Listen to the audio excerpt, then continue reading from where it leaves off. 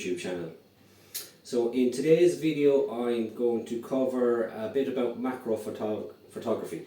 So essentially the kit I have to take my macro pictures, and maybe talk about some of the trials and tribulations I've had along the way, different things I've bought and different setups I've used.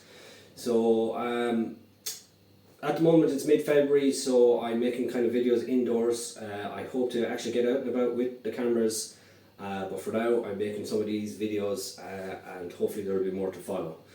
So how I got into macro photography, for years I like getting out in nature, hiking, hill walking, and after a while I got curious about obviously the birds, the bees, the insects, the berries, the mushrooms that I was seeing. I would have bought a lot of guidebooks to stick in my bag and help me with identification, and then eventually I bought myself a bridge camera. So the idea was to maybe not carry all the books but carry a camera, take pictures of what I was seeing and bring home and identify them at home. So just really increased my knowledge about the environment and flora and fauna that we live with. So then I realised that there's great online websites, Facebook pages, where you can actually have access to experts in the fields, and those experts kindly will help you with identifications and then encourage you to record with Biodiversity Ireland. And there's other websites as well where you can record. So I realised I could become a citizen scientist, they call it. So I've no formal training or anything like that, but because I go out with my camera and I take pictures of things, that could be useful for the experts so they can track how our flora and fauna are getting on, what's threatened, any new species, range extensions of the species. So, and I think that's why the experts kindly give up their time, because so many people now have cameras in one form or another, mostly through their mobile phones, and there's kind of, I think since COVID, a move back to getting out and about in nature. So, so I got myself my bridge camera. And what is a bridge camera? So the most basic camera, I suppose everyone probably understands, it would be the point and shoot, kind of a small little square block, and usually just point and shoot, and the camera does a lot of the settings for you. There's not too much you can do with settings wise. The bridge camera gives you a bit more control over settings. You can change your aperture and shutter speed and things like that, and it's an all-in-one body, so it doesn't have interchangeable lenses, so you don't have to go off and buy a load of different lenses. It just comes with the one, and the lens will do a few different things. So it'll probably take your family shots, your portraits, a few landscape photographs, and it may as well then zoom out for wildlife, so birds or butterflies on a faraway leaf.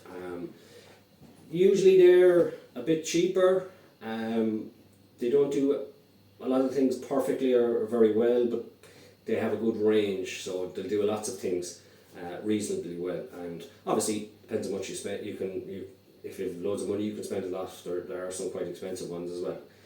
That's a good option for people because it'll allow them to get photographs for recording, and you can also use it then for holidays and family stuff. So it's an option, and I found using the bridge camera for a year or that, I was really getting into photography. I liked changing the settings, and I decided to jump up to the DSLR.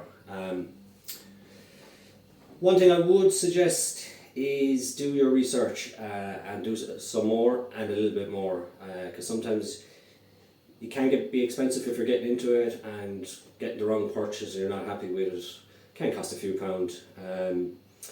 So when I first bought a Canon, Canon does a range. There's beginners, intermediate and pro level cameras. I went with obviously a beginner one, 1300D, I think probably less than €400, and it came with a kit lens. Now I thought, without doing my research, I thought the kit lens would allow me to take pictures of birds and insects, and you know, it doesn't. That particular kit lens was just useful for family photos and that. So I realised I needed to buy two extra lenses, one for zooming out for birds, mammals, otters on the river, and I needed one then specifically for macro photography. Now macro basically means a macro lens will represent one to one, it's called. So on your sensor inside the camera, which will be turn out to be your picture, the insect is life size on the sensor. So macro photography is usually doesn't have to be necessarily for zooming in to really small. You can take nice shots of butterflies on flowers from a bit of a distance, but there are lenses that allow you to get down and take up close pictures. So one of the first lenses I bought, I have it here onto my camera, was the Sigma 105mm f2.8. Now I did lots of reviews of that, and quite a good lens, and probably a bit old now, but still a good lens, and you can probably get it second hand. I think I would have paid between €400 and €500 at the time for it, but second hand now you could probably pick it up for at least half that price. And later I moved up and I bought second hand. So I have used a website called mpp.com. I can link it in the description, and bought a second hand. So the Canon 100mm f2.8. So the reason I got a second one was I found out that in the Canon 90D there's a thing called focus bracketing. So you need a Canon lens to do it on this model. So basically it would allow me, if I was taking a picture of an insect, to set 20, 30, 40, up hundreds of a setting where I could take incremental pictures of the insect at different focus points, and afterwards then with computer software bring all the pictures together into one lovely picture. Now I need to do a bit more practice with that. Since I've got it, I haven't really worked it to my benefit, so hopefully this year I get to practice a bit more with that. So the next thing I learned, I went off with my new macro lens and started taking lots of photos, but they were coming out too dark, blurry, a lot of noise in the pictures. So again, it took me a while to figure it out. I probably asked someone on a Facebook page their setup and what they were using, and thankfully there's lots of people out there to give you helps and suggestions. And what I realised then, and what I was told, was that light is very important in macro photography. Without getting into it too much, zooming in and getting up quite close up into insects, not a lot of light gets into your camera, and you'd have to mess around to try and get the light in sometimes, and that can throw off other things in your photo.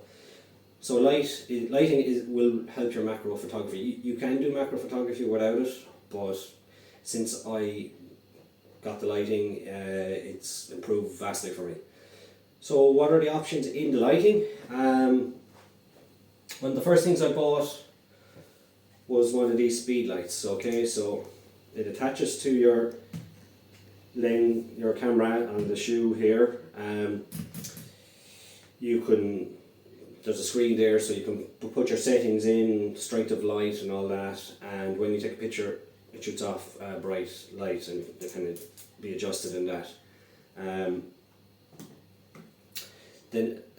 So I realised with that then as well though that the light in these can be quite harsh. So what's also very important, as well as the lighting, is how you diffuse that light. So diffusing the light is shining the light through generally white objects that will allow a bit of light through, so it spreads out the light and gives a nicer picture. Now that's probably not explained very well, but that's the gist of it. So I realised then, so I needed to disperse the light. So I had a few cheap options first off that work quite well. So I'll just show you here. One of the ones I used was, I bought it on Amazon for just a few euros. So it's a transparent piece of fabric, white. It slips on over the front of your lens there, when the light flashes, it disperses the light. I also would have combined it,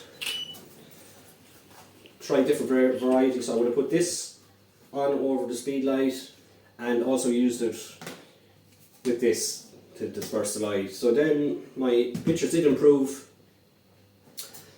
somewhat, and I had that set up there for a while. On the whole, it's quite good, quite cheap way of diffusing your light.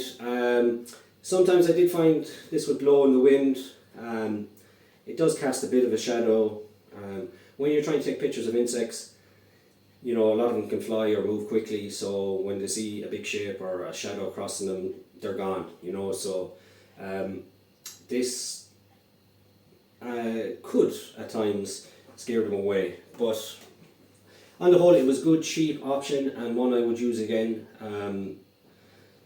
So another option that I did try was the macro ring. So basically, again, this part would attach to the shoe on your camera, and this would attach to the front of your lens. I'll demonstrate them later, and the light source would come from the front of the lens. How did I feel about that? In terms of recording insects, it was quite good because it's not a big imposing shape like the one I'm going to talk about later. It doesn't cast a lot of shadow, and on the whole my hit rate with the insects was quite good. It's not that bulky, so moving around leaves and branches, it was quite easy to manoeuvre in. So in that regards, if it was just for recording purposes, I think that's a good option. Some of the drawbacks, again, the light could be a bit harsh or might cast shadows. The ring, actually, if you're any insects with a kind of shiny outside, your picture would have on the insect would you could see the ring light of the flash. Now you can edit that out, but it's kind of work for every photograph you take. You're nearly editing it out. So in terms of picture quality and light, it's probably not the best option. But if it's just recording you're doing for insects, then I think it's quite good. So the next option I tried, and the one I kind of currently use most, was one of these large big diffusers. Again, this will go over your speed light, and the lens will come through in the hole here, and then you put it over your insect and it shoots light, and this setup here disperses the light quite well all around the insect, you know. So we've got reflector down here, we'll shoot the light back up underneath. It came in a nice flat pack case that wasn't much bigger or thicker than that. As you can see, it's all clipped together. Initially it was a couple of hours of tear my hair out trying to get it set up like that. So I could take it all apart, put it into my nice little package and bring it off out in the field and reassemble it. But it was such work, unless I get really fast at doing it, I'm inclined to leave it set up like this. Now you can see it's quite bulky, it casts a large shadow over the insect. You have to be very careful and slow moving up to get your shot. It probably scares way more insects than some of the other setups I mentioned. But when you get the shot, it produces a really good light diffused picture. So the picture quality on this is, I suppose, the best I've been taking, and in that regards then I'm using a lot more. As over time, I started off recording insects and that was my main interest. Over time, I won't lie, I got interested in the photography side of it as well. So I'm trying to take better pictures.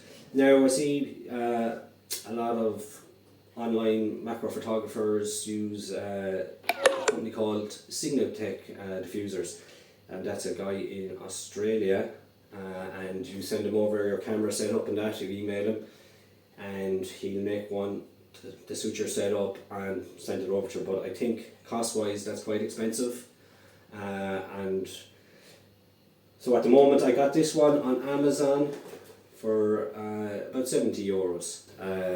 It's a company called Gauge Macro Photography, and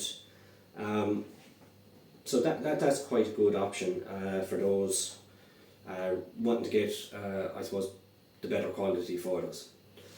So just a couple of other things that may be useful in terms of macro photography. I mentioned earlier that sometimes if you buy a camera, it will come with a kit lens, so there are cheap ways to maybe try and adapt. Let's say this example is a kit lens that came with a camera. There's ways that you may be able to adapt that into being more suitable for macro photography. So one of the cheapest options out there was these extension tubes. So they're little tubes that will connect in where normally your lens would in the camera, and then your lens will go on the other end. And as you can see, there's 3 here. So you can use 1, 2, 3. You can change your setup. And basically it allows you to get closer to your subject for your picture, and you know, it does a reasonably good job of that. So that's one option. Some of these can be bought for less than €10. So quite a cheap option that you could try with a kit lens. Another option I bought, now a bit more expensive. I think it could be €70-80 now on. I buy often through Amazon. So this is just a piece of glass called a Raynox 250. So basically it's a bit of glass with some clips on it, so it'll clip to most lenses at the front. And that piece of glass will add magnification to your. So sometimes I actually even use it on my macro lenses to get even closer into my subject. So for €70-80 that might be worth an option to try. So another option now was this super zoom lens is called. So it's a Tamron 18 to 400 millimeter lens. So what is that? It's called a super zoom. So it allows you to do a lot of different types of photographs. Again, it won't do any of them brilliantly, but it does give you a nice range. It's all in the one lens. I think it might have been €400 or €500. As I said, you could pick it up second hand. So it will allow you to do your family holiday photographs. It will do good landscape, and it will zoom out all the way out then for bird wildlife photography as well. So sometimes I bring that in my kit bag as well, because you never know, I might if I have just macro lenses, it's not too big and bulky, and it'll do landscapes for me if I wanted it as well, and maybe if there's some birds around and I want to take pictures. Now I do have a dedicated, this is more about macro photography today, I do have a dedicated lens for birds or far off. So this is a Sigma 150 600 millimeters. So it zooms a nice bit out to catch your shots. So this, as you can see, is a lot less heavy and bulky. So sometimes if my focus is macro, I'll just throw that in the bag just to have in case. Then tripods. I bought a loader range of tripods. Not really necessary for macro photography, to be honest. 99.9% of my photos are taken handheld because I've got a good light and I can bring up my shutter speed to a good range where most of the movement it will freeze the pictures you take with the light. So I think most macro photographers shoot handheld. Very few would use a tripod. Now the only time I would use a tripod, I'm after misplacing it. I'll put a picture of it. I have a small Manfrotto tripod that allows me to put my camera very low to the ground, and I use that for macro of shots of mushrooms. And some people use kind of bean bags where you can place your bag on them to keep them off wet, mucky ground, but get a low shot where you might be able to get the gills in underneath the mushroom. Another thing I bring in my bag just in case is another light source.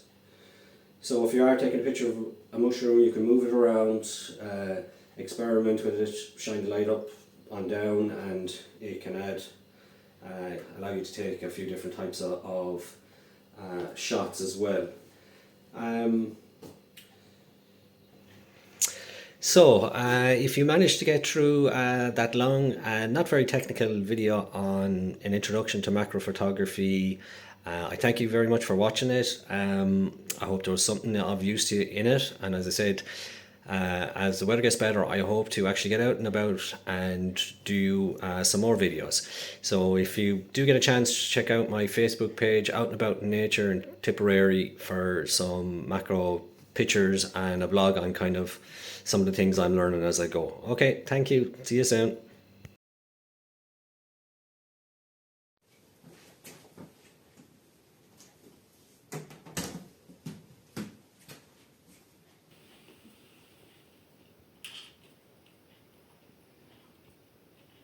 Okay, that didn't work.